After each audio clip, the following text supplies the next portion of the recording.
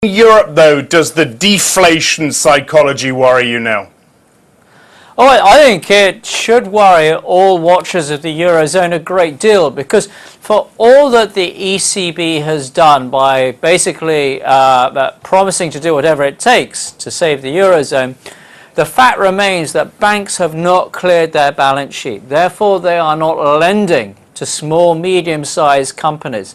Therefore, those companies cannot grow, or if they have to pay back debt, they cannot roll it over. So they find themselves in real problems.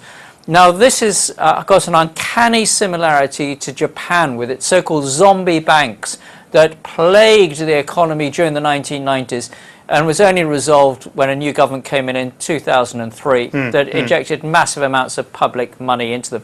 And until we get full banking union and some which will enable some resolution to the problem of bad debts in Eurozone banks, we're going to be plagued with fears of lack of loan growth and deflation. Yeah, but do you worry that the great rotation now is being reversed, or at least we're beginning to see a reversal of that?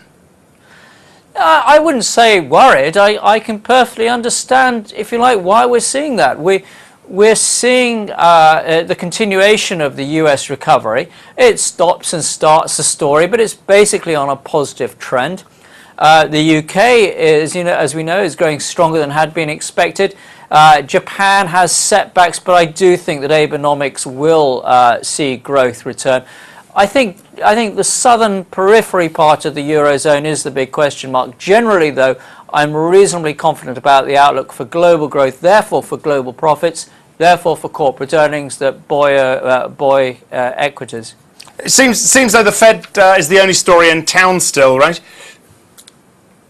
Correct, but I'd be very cautious. I have heard some people say, oh, the fact that the S&P 500 has reached new all-time highs must mean that the investors have tapered in the end of quantitative easing. Absolute nonsense. Imagine a building propped up by two pillars, one of which is growth, the other is quantitative easing.